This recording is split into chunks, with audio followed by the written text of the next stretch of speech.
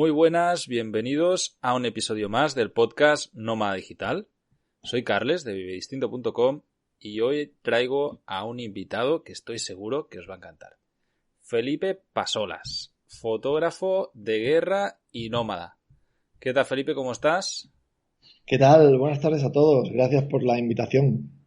Bueno, decir que Felipe además también es youtuber, tiene un canal de YouTube y hace unos días de cuando publique esto, pues me ha hecho una entrevista y estábamos post entrevista hablando y le he parado y le he dicho, tío, frena un momentito, si tienes tiempo vamos a grabar un episodio de podcast porque lo que me estás contando me parece súper interesante y me gustaría compartirlo.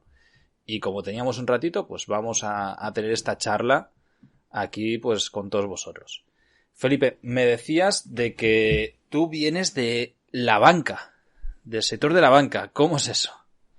Bueno, pues nada, yo entré en la facultad, siempre me gustaban mucho los temas de inversión y me centré en la industria de seguros, en todos sus aspectos, desde vender la mítica cuenta naranja, cuando llegó a España hace un montón de años, pero era una compañía holandesa que entraba con los seguros en España porque era un banco un país que ya está masificado con la banca, entonces tenía que entrar otra estrategia. Yo empecé a conocer el mundo de las inversiones, terminé en el Banco Santander y allí estuve muchos años.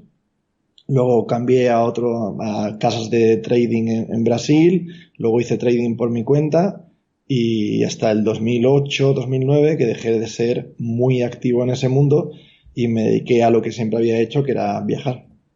Entonces, eres fotógrafo, entonces empezaste a viajar, cámara en mano, y a Yo disfrutar tuve, un poco la vida, ¿no? Supongo. efectivamente, cuando yo me eduqué en Inglaterra, tuve mi universidad también, yo estudié allí, pasé muchos años. Entonces, el tema de viajar allí se trata de otra manera, ¿no? Culturalmente era muy diferente. Entonces, cuando yo dejé el banco, mi terapia eran los caballos.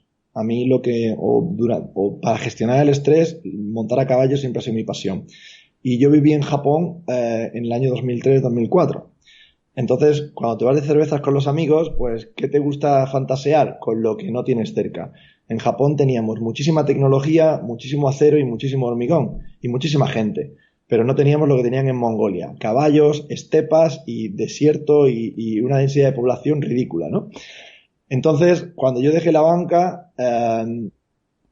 para, para tener un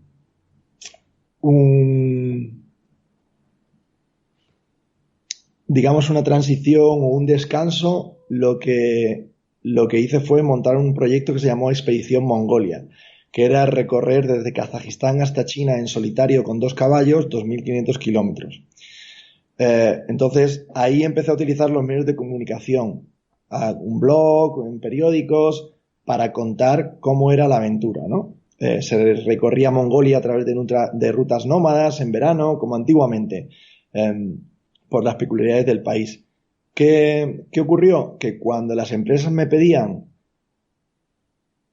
la correspondencia al patrocinio que me daban, pues Felipe, si te vamos a dar las sopas, nos tienes que hacer una foto donde salga la taza humeando, que diga que si tú puedes recorrer con esta sopa a Mongolia, uno en su casa lo va. Entonces yo dije, anda, ¿y esto cómo se hace?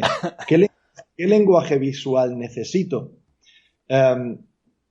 Entonces, no solamente necesitaba aprender fotografía para documentar, sino fotografía para conseguir un requisito fotográfico que al patrocinador le interesase, ¿no? Entonces, ahí entro yo en el mundo de la fotografía, como ves, desde un punto de vista también comercial, no solamente humano. Era útil, era un recurso para ti para financiar tu aventura o tu viaje, que era lo que al final era un medio. Exactamente, es decir, era todo. Yo iba a documentar lo que me pasaba porque era una experiencia única, pero además necesitaba llevar la fotografía a otro nivel para compartir esas historias. Entonces, eso es lo que me lleva a mí al fotoperiodismo y a la fotografía comercial. Qué guay.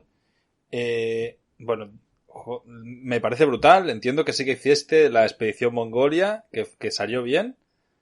Mongolia, ¿Cuánto tardaste en hacer en recorrer Mongolia 2.500 kilómetros a caballo, tú solo? Mongolia salió salió bien en la parte humana, pero salió mal en la parte de expedición profesional, porque los caballos no aguantaron. Entonces, Hostia. antes de la mitad de media expedición, tú ten en cuenta que tú recorres 30 kilómetros al día, y tienes que consumir, tienes la regla de los tres, se dice en supervivencia, ¿no? 3 semanas sin comida, 3 días sin agua, 3 minutos sin aire, ¿no? Entonces, tú si te metes en un desierto, una zona desértica, y no tienes caballos, tu distancia que puedes recorrer es mucho menor. El agua que beben los caballos, todo eso lo tenías que equilibrar. Los caballos que yo conseguí por una mala gestión del equipo local, no aguantaron no aguantaban todo el recorrido, es decir, no habían estado engordando y entrenando todo el invierno para tener una travesía tan larga en verano. Entonces, si yo me metía y presionaba a los animales que conviven contigo a que la palmen en el desierto, Te la juegas la mueren vida, ellos sí, sí. y mueres tú. Entonces, o te sales de la ruta antes de tiempo. Entonces, fue una decisión muy complicada porque ¿a quién llamas? A un patrocinador que te va a decir, no, no, no, no, y si te mueres es mejor porque es más publi. O a la familia que te va a decir, no, no, vente, que mejor. O sea, es muy complicado tomar esa decisión porque de una manera objetiva o subjetiva todo el mundo tiene razón, ¿no? Entonces, eso no salió bien, pero se tardó 1 año y medio en prepararlo, unos 3 meses para que no saliera, y, y al final pues se quedó como pendiente. O sea, Mongolia habrá que volver a ir y plantearlo de otra manera, y lo retomaremos. Pero sí es verdad que en términos de gestionar expediciones y viajes fue un punto de inflexión brutal que a día de hoy pues es lo que me ha traído hasta aquí. Claro. Felipe, estás compartiendo la pantalla y me veo a mí mismo y se hace rarísimo. ¿Vale? Es que no sé, Cuestiones del directo. Ahora, perfecto, ya está, ya te veo a ti ahora, perfectamente, ya está, ya está. que Así no sé, porque es que se me ha ido antes y digo, ¿me está escuchando? ¿No me está sí, escuchando? sí, sí. Corto, vale. Vale, entonces, bueno, pasa un tiempo, tú te dedicas a viajar, ¿cómo haces para viajar? Es decir, tú quieres viajar, no quieres trabajar en la banca, ¿qué haces durante unos años? ¿Te dedicas a hacer fotos y tratar de venderlas, a hacer reportajes, a organizar grupos? ¿Cómo lo hiciste? Pues es muy sencillo. Tú cuando eres financiero intentas establecer una serie de escenarios, aunque no sean los que a ti más te gusten. Entonces, lo primero que yo hago es, yo no soy fotógrafo, por lo tanto tendré que aprender fotografía después de la elección de Mongolia. Yo me dediqué a hacer trading por mi cuenta, lo mismo que cosas parecidas que hacía para la banca, simplemente para mí, para mi dinero. Es decir, compraba y vendía en bolsa en mercados internacionales o mercados nacionales, dependiendo, tanto derivados como acciones. Y durante 2, 3 años a mí me fue muy bien, realmente bien.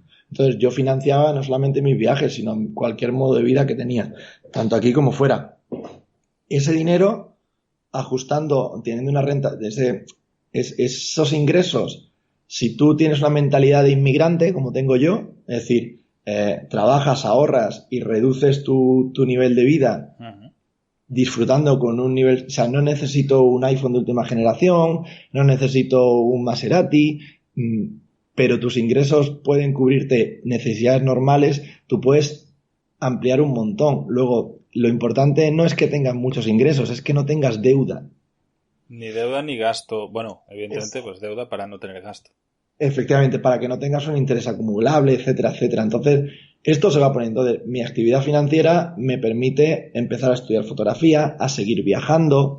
Entonces, yo podía seguir haciendo trading desde Nueva York o desde Granada o desde donde quería. Y yo, pues, me iba a estudiar fotografía a Nueva York, seguía viajando, y eso te permite ir estudiando la industria de la fotografía, de la comunicación y más o menos viendo. Casualmente, yo soy de fotografía documental, me gustan las personas, me gusta el fotoperiodismo. Entonces, como tú ya estás viendo, le hablo hasta los enchufes. Entonces, eso de pasarme 16 horas al día delante de un ordenador, No te aunque, mola demasiado. aunque diera plata, no me gustaba. Vamos, no me gustaba. Faltaba algo. Tenía un punto de adrenalina brutal, pero me faltaba lo otro. y coincide que viene la subprime, la crisis americana 2008-2009. Yo, como un pececito pequeño, lo que hago es que me llevo los barcos a puerto. Cierro, minimizo riesgos, vendo posiciones y desde entonces no he vuelto a tener una actividad de trading activa como tuve antes. Sigo haciendo swing trading o inversiones, pero ya no hago el day trading que hacía antes ni de lejos, ni de lejos. Aquí yo creo que has dado varias claves que me gustaría recalcar porque para la audiencia que sé que nos sigue, para mí son importantes. Una que has dicho es el vivir como un inmigrante, lo has dicho tú, pero es algo a lo que yo siempre hago muchísimo énfasis, que es que la gente se piensa que mi vida viajando por el mundo o la de otras personas que hacen lo mismo es súper cara y no es así. Yo siempre he dicho que la gran base de esto y el gran truco, por decirlo de una manera, es en tener un gasto controlado y saber hasta dónde puedes llegar. Yo lo hago a través de un presupuesto anual con un presupuesto mensual, ¿no? Pues evidentemente dividido entre 12 meses y en mi caso son 14.000 euros al año. No llegan 1.200 euros mensuales. Para ti lo que decías es lo mismo, ¿no? Es mucho más fácil vivir como nómada si gastas poco, entonces necesitas ganar menos. Si encima no tienes deuda acumulada que te suponga un gasto, que no tienes que expender dinero en nada más que sea mantenerte a ti viajando, hay muchísimas actividades que te pueden financiar este viaje. Lo siguiente, que creo que también es un punto importante, porque también he conocido a varios traders o incluso ahora con el tema de las criptomonedas, a inversores que especulan con criptomoneda. Es que no todos, y lo repito siempre, la mayoría de nómadas digitales no tienen el perfil que tengo yo, que es más visible, más de emprendedor, más de sacar un blog o tener infoproductos, formación, etcétera. La mayoría, sencillamente, es gente que trabaja en remoto. Que en este caso tú hacías de trader con tu dinero, pero también podrías haber sido traductor. O sea, me refiero a que mientras tengas la opción de tener una conexión a internet, tú puedes realizar un trabajo. Y, bueno, básicamente pues era eso, hacer el énfasis en estos puntos que yo considero vitales para todo el tema de nómadas digitales. Son números al final, no tiene más. Ahí también, mira, hay cosas que son también un cambio de mentalidad o una experiencia vital. Es decir, hoy en día, si nos ponemos el término, por el ejemplo de trading, todo el mundo trabaja en remoto. O sea, para que te hagas una idea, no hay ya un mercado de abastos donde la gente va y compra y vende acciones. Eso Ya no existe lo de los papeles de yo compro, yo vendo, la gente pegándose. Eso ya no existe, ¿no? Entonces, cuando yo gestionaba de una manera pasiva una cartera en el Santander con bonos alemanes o comprando en Estados Unidos, lo hacías en da un igual despacho. que Sí, sí. en Boadilla del Monte o en Armilla, en mi pueblo, da igual. Entonces, es un poco por la mentalidad de estructura empresarial, de recursos, etcétera. Y luego hay otra parte de mentalidad que es la relación entre la felicidad que te da el ingreso y el gasto. Por ejemplo, a mí lo que me hace más feliz en la vida es un café y un atardecer. Ver el atardecer y un café es lo que yo me vuelvo loco, me encanta, me apasiona. Yo pago dinero por subir a una azotea para ver un atardecer desde lo alto. Yo pago dinero por un café bueno. Pero eso puede ser muy barato o muy caro. Y un atardecer, o sea, eso es muy flexible. Entonces, mi nivel de ingresos me permite que mis placeres se flexibilicen. Pero si tienes un amigo donde su placer es una botella de vino de 300 euros todas las noches, pues vas a tener un problema. Vas a necesitar, no, el único problema es que tienes una demanda de ingresos de 300 euros de botella. Eso también va mucho en la personalidad, porque no es lo mismo una economía flexible, más flexible laboral como en Estados Unidos, que una economía que no es flexible como la andaluza, por ejemplo. Sí, de hecho, Entonces, ya no solo la andaluza, que sí que me consta que en el sur es todavía más extendido esto, pero en España en general, o en Latinoamérica incluso, me atrevo a decir, hay una tendencia a vivir mucho al día económicamente y de gastar no por encima de las posibilidades, ahora sí que va a ser por encima de las posibilidades, pero de gastar a futuro lo que todavía no se tiene, ¿no?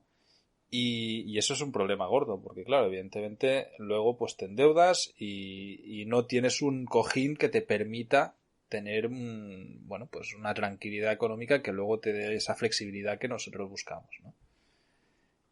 Yo creo que es como dicen mis amigos, que lo repito mucho, me dicen, Felipe, si fueras tan buen fotógrafo como financiero, ya tendrías un Pulitzer, o algo así, ¿no?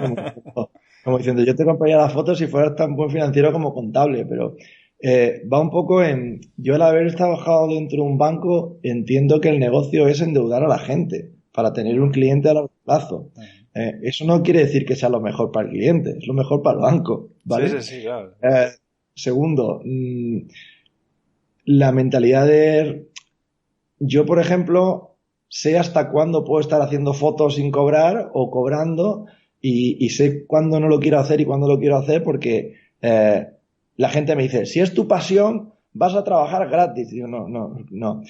Puede ser mi pasión, pero si yo no tengo para comer o estoy enfadado, mi estado de ánimo va a cambiar y todo va a ir a peor. Así que lo importante es una gestión del riesgo y un riesgo controlado y una previsión. Eso de el carpe diem, el vivir al día, eso me parece estupendo. Pero si no se tiene una previsión, te estás jugando el culo el día de mañana. Sí. Bueno, algo sale mal y ya tienes un problema, que es el escenario que esperemos que no sea así, pero que yo vaticino que para cuando se publique este podcast, post-coronavirus, va a encontrarse muchísima gente, ¿no? Pues ha salido algo muy mal y de golpe ahora tenemos un problema global. Felipe, más allá de todo esto, que yo creo que el concepto ha quedado claro, es decir, un gasto controlado te permite tener más libertad de movimiento y más libertad en la vida, de disposición de tiempo y demás. Tú empiezas a viajar y a hacer reportajes. Cuéntanos un poquito esto, o sea, ¿cómo funciona? Si yo quiero, ya sé fotografía, tú ya te formaste y empiezas a transmitir tus viajes y a transmitir tu pasión y hacer de reportero, fotoreportero. ¿Cómo funciona esto? Pues mira, aquí se mezclan tres cosas. Yo me pongo a hacer fotografía, empiezo a tener un montón de imágenes y digo, un montón de países, y como para mí es una experiencia que me llegan a tanto, mezclo lo profesional y lo personal, que no tiene por qué ser la receta adecuada. Entonces, digo, si tengo tantas imágenes y tengo tanta experiencia, voy a poner un medio propio de una agencia que venda imágenes. Te das cuenta que la industria no funciona así. Te estoy hablando del año 2008. Del 2008, 2009 a 2010 a 2020, la industria de la tecnología ha cambiado de una manera brutal. Igual que el ancho de banda. Entonces, si en el 2010 producíamos tantas imágenes, en 2020 producimos 10 millones más de imágenes. Tú sabes que los números son imposibles de calcular. Vale. Entonces, yo veo que es más difícil vender reportajes de viajes. Cambia la industria del transporte, porque tú ya no vendes un reportaje de Tailandia o de Colombia como algo exótico, porque ya todo el mundo ha ido a Tailandia y todo el mundo ha ido a Colombia. Sí, ahora entonces, lo exótico es la Amazonia, no sé qué es, que cada vez es un paso más. Es exactamente. Algo que tiene que ser más extremo. Y hay momentos que ya más extremo no hay, porque una vez que ha llegado al Polo Norte, pues ya no puede seguir más. O sea, no. Como me dijo una redactora de National Geographic hace un par de años, dice, Felipón, tus fotos son muy, muy clásicas, nos gustan mucho, pero ya las tenemos todas. Ahora estamos recibiendo muchas imágenes de Marte, que es lo que estamos publicando más. Claro, la tiene manga ancha con la NASA, no hay ningún problema. Pero tú no llegas a Marte. Ese es el problema. Esa es una forma de decirte de tono jocoso, como ella me lo dijo a mí, decir que tenemos de todo. Entonces, como no le des una pensada a cómo contar las historias, me da igual que sea de la China o de Uruguay. Es que no te la voy a comprar. Entonces, en este proceso de descubrir qué es lo que hay que contar, tanto personal como profesional, yo me doy cuenta de que vivo en muchos sitios de conflicto donde no hay ninguna diferencia en hacer así que hacer así, a priori. Entonces empiezo a documentar, supongo que por un proceso de que ya había contado durante mucho tiempo mis viajes de mochila y ya eso no tenía importancia, pues a contar la realidad de otras personas, pues el contrabando de combustible en la Guajira colombiana, el problema en las fronteras con Venezuela, cosas así, la inmigración en Senegal. Y entonces empiezo a entrar en un fotoperiodismo un poco más social. hasta que directamente me meto ya en un conflicto, en conflictos armados directamente, en el año 2014 en Ucrania. Y lo que yo hago como freelance es trabajar un contenido, un material y ofrecérselo a distintos medios de comunicación. Entonces, entiendo que cuando te refieres a conflicto de Ucrania es el del Donetsk, ¿no? El de las repúblicas populares que se crearon en Ucrania y el fascismo o nazismo que está saliendo en todo eso que a día de hoy siguen. Hostia, claro, yo creo que es algo que tenemos muy idealizado, el tema del fotoreportaje social, ¿vale? El ir a eso, a la Guajira colombiana, a la frontera con Venezuela. Yo, por ejemplo, he hecho reportajes también por Centroamérica, que tienes cierto riesgo, pero es medido, y si te conoces un poco la historia, pues, bueno, sabes que hay armas alrededor y que te puede salir mal, pero que no es un conflicto armado abierto. ¿Cómo es esa experiencia de decir, no, me voy a Ucrania? Más allá, yo creo que aquí es muy difícil ser imparcial también, ¿no? Que cuando te metes a un sitio, tus ideas y tu ética o moral también te juegan una pasada y te hacen decidir documentar un bando u otro. ¿Cómo fue eso? O sea, ¿cómo llegas tú a la decisión de me voy a Ucrania? ¿Es porque te salen de casualidad unos contactos que te pueden llegar hasta ahí? O al revés, o los contactos los creas tú una vez has tomado la decisión? Y luego, ¿cómo consigues que alguien te compre el material que vas a sacar o que estás sacando una vez allí? Mira, el freelanceo de conflictos ha cambiado muchísimo, de crisis humanitaria ha cambiado muchísimo. No es lo mismo lo que hacían los grandes fotoperiodistas españoles o periodistas en los 80, en los Balcanes, lo que sea, a lo que nosotros vivimos ahora y lo que ha cambiado en los últimos años. Yo simplemente me encuentro un conflicto en las puertas de Europa, que es tan sencillo como coger un avión y montarte y en 3 horas o 5 estás de Madrid a Kiev. Tan sencillo como eso. Los conflictos tienen que tú te puedes estar matando aquí y dos manzanas más abajo nadie se entera. Pues eso pasaba en Ucrania. En Kiev la vida era normal, tú puedes hacer un viaje de turismo por Kiev sin ningún problema, pero 1000 kilómetros al este tenían una guerra abierta con Rusia, ¿no? Con los separatistas, con los prorrusos, etcétera, etcétera. Si utilizo ahora la terminología que se utilizaba en 2014, seguramente está hasta desfasada por las noticias que salen luego y las evidencias. Pero bueno, por simplificar. Yo contacto y yo soy extremadamente prudente. Es decir, yo nunca intento no pisarle. Yo llegué al fotoperiodismo de conflictos cuando ya tenía pelo en la barba. Es decir, tenía 30 años y ya había estado en Israel, había estado en Colombia, había vivido en Brasil. Es decir, tenía experiencia en seguridad en Colombia. Es decir, no llego de la noche a la mañana. Y antes de yo llegar a coger un tren para Donetsk, hablo con muchísima gente, me informo muchísimo, le pregunto a otros fotoperiodistas, es decir, vas a poner en riesgo tu vida y la de otras personas para algo que no sabes ni cómo funciona la industria.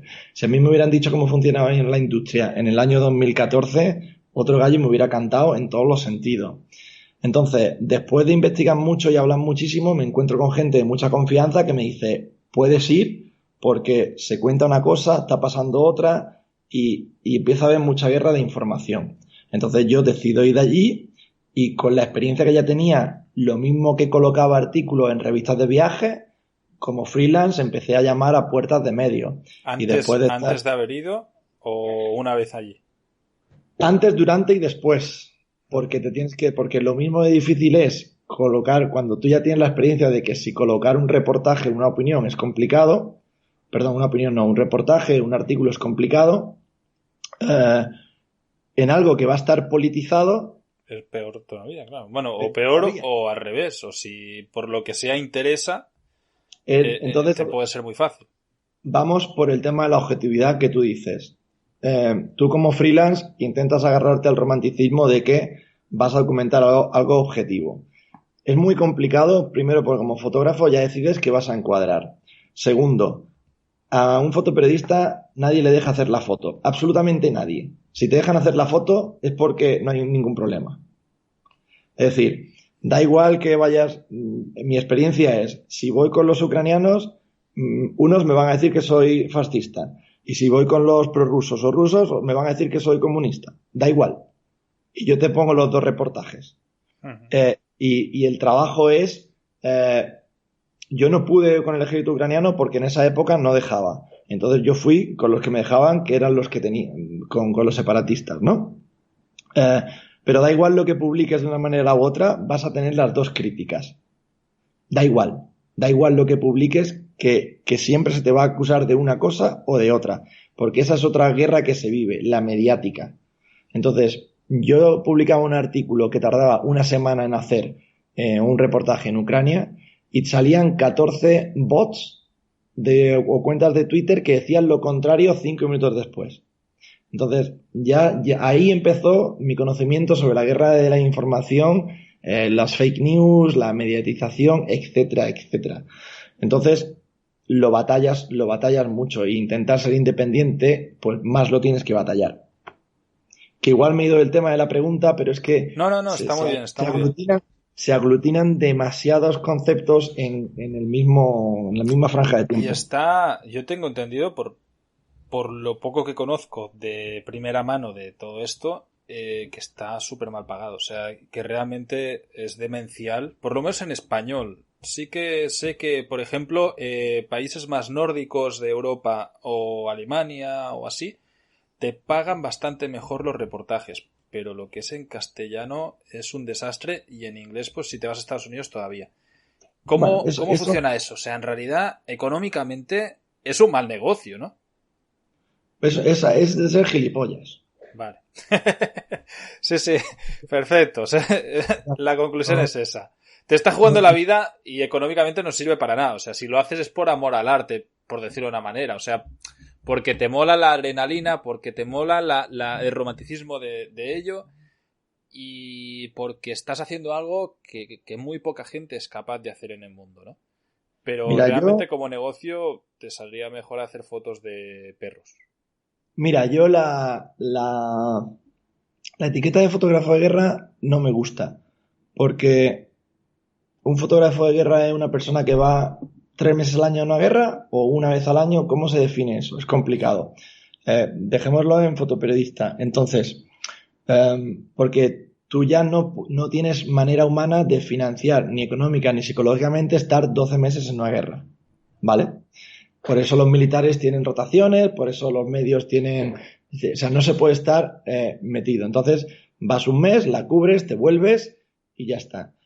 Da igual que el medio sea español o que sea de la Conchimbamba. Son todos igual de cutres. Hay salvadas excepciones como en cualquier industria. ¿Vale? Pues en cualquier industria tienes una liga premium de concesionarios, pues una liga premium de medios, pero que a nivel mundial y a nivel general los precios son ridículos incluso para las primeras marcas. Pero si luego los pones en consonancia con el riesgo o la labor que se lleva a cabo, entonces ya sí que es absurdo. Entonces, yo no puedo hablar ni por el periodismo en general, ni por muchos de mis compañeros, aunque yo sepa lo que piensan cuando nos vamos de cervezas. Pero moralmente no puedo hablar por lo que ellos sienten.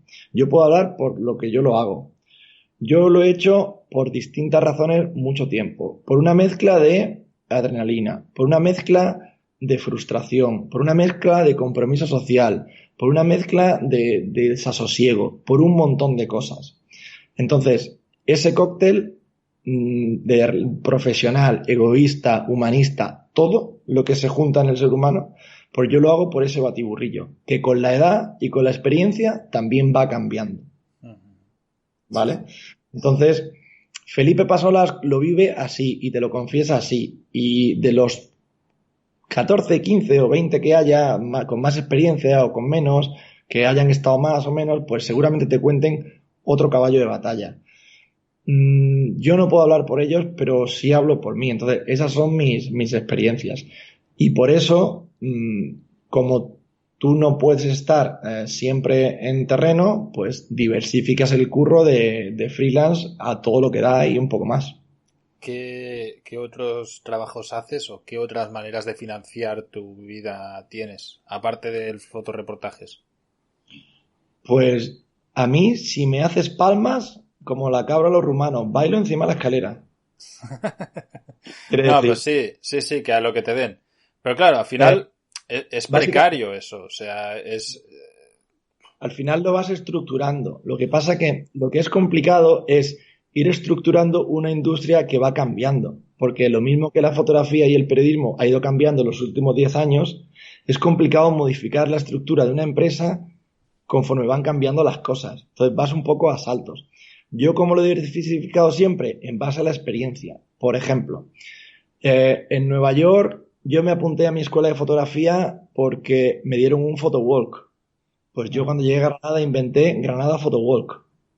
Y entonces hago de fixer para alumnos o fotógrafos profesionales. Lo mismo que yo... Explica un poco las dos cosas, por favor, para que entienda. De photowalk son caminatas fotográficas, ¿vale? Exactamente. Yo lo que hago es enseño las calles, barrios, las calles y barrios de Granada para la gente que no sabe fotografía o para gente que quiere aprender fotografía y conocer la ciudad mientras que la conoce. Entonces, si no sabes nada, yo te enseño fotografía, pero si eres un fotógrafo profesional que te quieres llevar la gaviota cuando está pasando por la torre de la Alhambra, cuando cae el sol a la mejor hora, que hay la mejor También haces eso. temperatura, pues te llevo al sitio a la hora para que te hagas la foto de postal, ¿vale? Eso es lo que hacen los fixers, que Exacto, normalmente trabajan más con reporteros, ya no es tanto el exacto. fotógrafo de que quiere hacer la foto postal, sino es normalmente, pues, imaginaos lo que él contaba, de que quiere ir a Ucrania, pues lo que haces normalmente es contactar con un fixer local, que sencillamente, pues, entiende lo que es la fotografía, entiende lo que tú quieres hacer y conoce el terreno. Entonces, te sale mucho más económico contratar a alguien y que te haga un buen trabajo y puedas tú acceder a sitios que tener que investigar tú cuáles son los sitios, cuáles son las horas, cuál es el momento del año perfecto, etcétera, etcétera, para ir a conocer las cosas. Claro, ¿qué ocurre? En Granada tenemos 2 millones de turistas al año. Competimos con la Sagrada Familia en volumen de turismo Uh-huh. respecto a las visitas. ¿Qué ocurre? Como va cambiando la industria de la fotografía, tú ya no solamente, ya el reportero, que es una profesión precaria, se quita del mercado, porque ya no hay tantos reporteros. Pero sale esa figura de el fotógrafo de viajes, ponle la etiqueta que tú quieras, y dice, oye, no me importa pagar 50 euros 2 horas si me enseñas los mejores sitios y yo tengo un report de 12 fotos Que y eso es me la ahorro hostia. Uh-huh. estar dando vueltas por Granada perdido 2 días Sí, sí, sí. y te llevas, y además sabes que yo te puedo enseñar no lo turístico, sino lo no turístico. Entonces, ese tipo también aparece. Mi último cliente fue de Canadá, que lo que quería era enseñarle a su familia la experiencia de Andalucía de otra manera. Y entonces me dijo, quiero que me digas qué fotografía todo el mundo y quién no, para yo interpretarlo. Es decir, otro pasito dentro de la industria de la fotografía.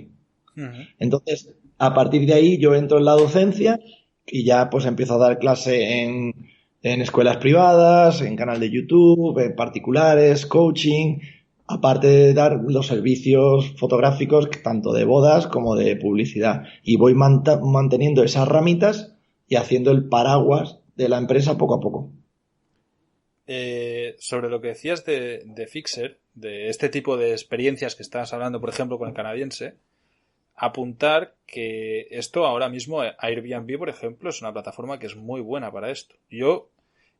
Para Fotodinero hicimos un pequeño reportaje de esto y investigué un poquito y me quedé flipado, por ejemplo, cuando buscas en Airbnb Tokio, ¿vale? Dónde dormir en Tokio, la experiencia más vendida es fotos para Instagram. Un fotógrafo que vende pues un tour de fotos para Instagram. Había recaudado en un año como 65.000 euros, una locura así, de fotos de 60 euros en 60 euros. Era una barbaridad. Tenía varias al día, con sesiones y tal. ¿Cómo lo haces tú para contactar con la gente que te quiere buscar?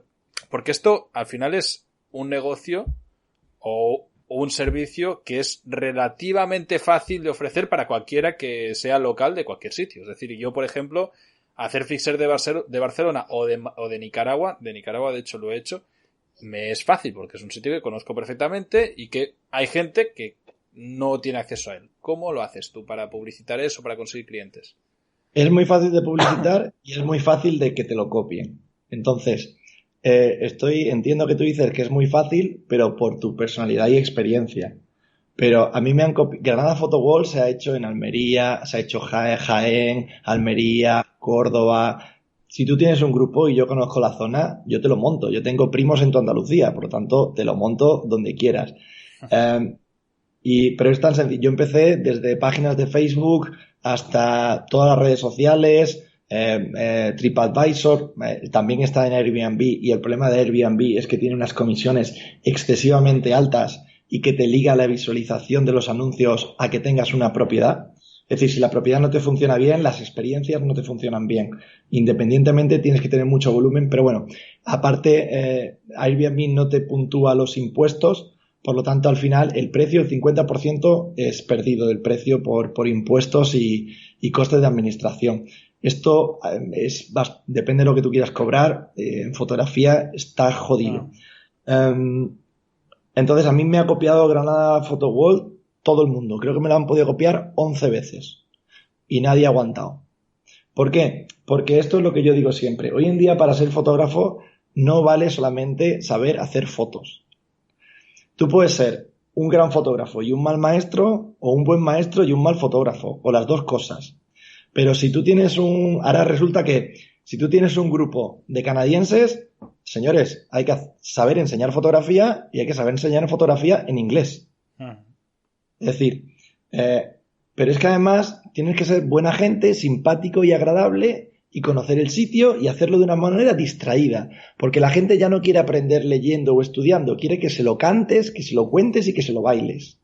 Sí, claro. Entonces, te das cuenta que al final del día un 20% es técnica de fotografía y un 80% son idiomas, don de gente, mano izquierda, amabilidad, que sepas la cultura del canadiense para que cuando se enfrente al shock cultural de Andalucía no se lleve un ostión, todo eso.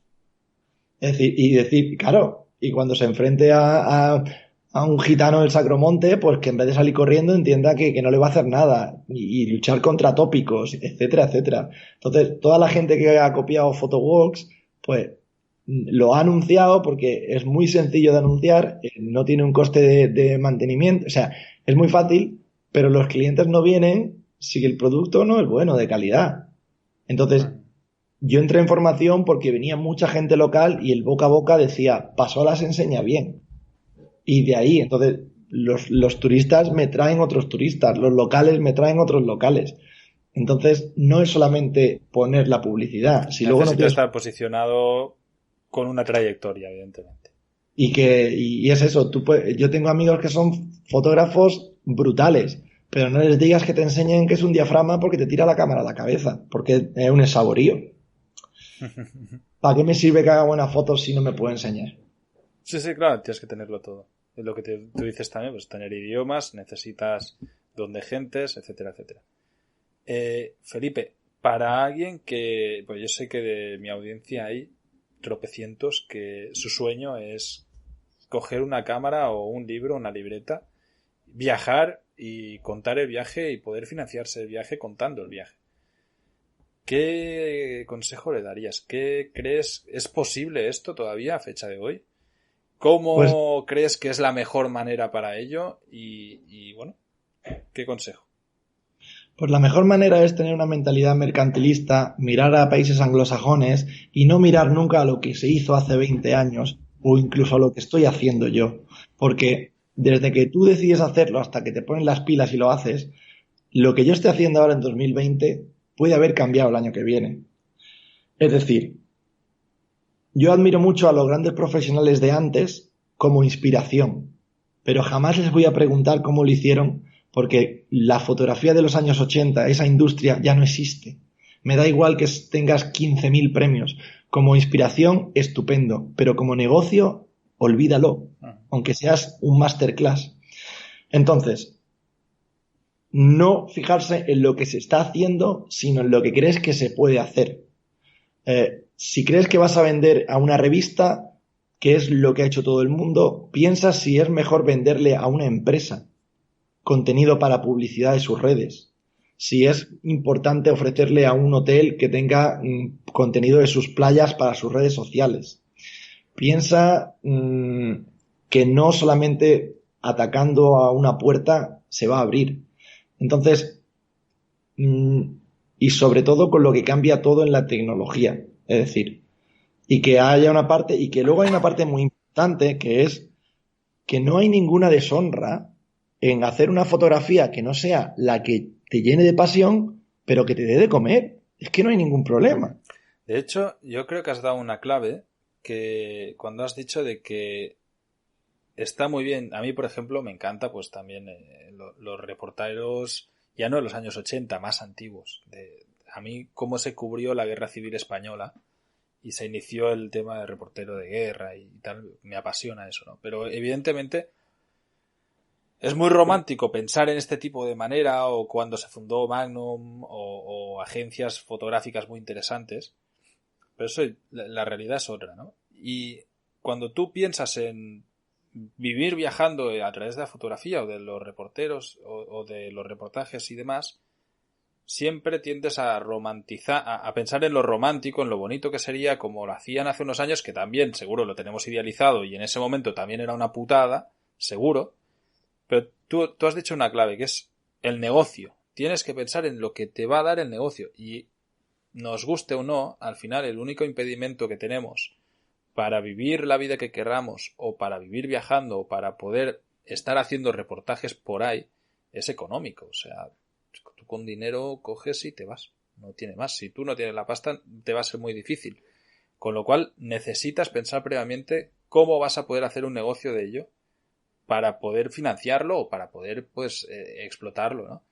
Y lo que tú decías, puedes viajar, y yo he conocido muchos fotógrafos que hacen eso, y durante el viaje contactan con hoteles de primeras líneas y además yo lo he hecho y es más fácil de lo que piensan la mayoría con mandar un correo y decir, mira, este es mi portfolio, yo soy fulano de tal, me dedico a hacer viajes, estoy especializado en fotografía de hoteles o en fotografía turística, voy a estar aquí tal fecha, oye, patrocíname las habitaciones, oye, te voy a vender un paquete de fotos de que vas a poder utilizar en tus redes sociales o te voy a dar directamente, te voy a ceder los derechos de autor de una serie de fotos para que tú las tengas y si quieres, pues haga lo que te dé la gana con ellas. No es ninguna deshonra y evidentemente que no es tan romántico como ir a hacer las fotos perfectas y van a querer, o lo que a ti te apetezca, ¿no? Pero si es lo que te da de comer, te puede permitir hacer el resto de cosas y es para mí más mejor que no estar currando en un bar de camarero que también te puede dar de comer y tampoco es ninguna deshonra. Y luego, lo que no nos enseñan en ninguna escuela de fotografía es cómo montar un negocio de fotografía, que es lo que realmente luego nos mantiene haciendo fotos. Entonces, y una cosa principal para montar un negocio de fotografía es que tenga un poco de proyección. Es decir, yo sigo trabajando como fotoperiodista, mañana tengo un report, pero hoy estoy creando formación, porque yo sé que no quiero estar en una trinchera o en la calle pasando frío cuando tenga 55 años. Entonces, yo estoy proyectando, perdón, yo estoy proyectando qué es lo que quiero que sea mi fotografía dentro de 15 años. Y para eso tengo que empezar ya. Entonces, claro. Yo sé que voy a sustituir muchos reportajes por formación. Pues voy a empezar ya a crear la formación que quiero enseñar. ¿Por qué? Pues porque nadie piensa con 20 lo que le van a doler las rodillas con 30, ni con 30 lo que le supone el estrés a los 40. Y eso afecta a tu jornada laboral si no eres funcionario, como nos pasa a muchos. Bueno, seguro que a los funcionarios también les pasa alguna cosa. Pero no, totalmente de acuerdo. Es importante proyectar y ya no solo a largo plazo, también a un mediano o corto plazo. A mí, por ejemplo, me ha pasado también de que por lo que sea puedes tener picos de venta ahora, pero si bajas la guardia y no haces que esto se repita en el futuro, pues tarde o temprano se termina, ¿no? Y vas a tener que volver para atrás. Siempre es como necesario ir en la dirección en la que crees, pero sabiendo cuál es esta dirección. Y hacia algún lado, sabiendo que vas hacia allí, pues aunque tardes más o menos, pues está bien.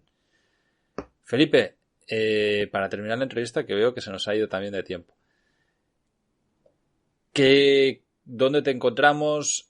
¿Cómo pueden contactar contigo? Quien quiera hacer un fotovolcán en Granada, ¿cómo te contacta? Felipe Pasolas en Google y no hay ningún problema. Felipe Pasolas, felipepasolas.com, Felipe Pasolas salta todo. YouTube, Instagram, Twitter. Recordad que Pasolas lleva 2 S en medio y ya está. Vale, igualmente, bueno, ya pondremos en las notas del programa, pues pondremos todos los enlaces y demás. Vale, yo he visto las fotos que tienes, la verdad es que son muy guapas. Felicidades por tu trabajo porque es una caña. Y también en YouTube tienen un canal donde, bueno, todos estos días de confinamiento de coronavirus ha estado dando charlas que son muy interesantes. Muchas gracias y nada, y esta es tu casa, cuando quieras pues te puedes volver a pasar. Pues muchas gracias a vosotros y mucha suerte. Hasta la próxima. Chao, chao.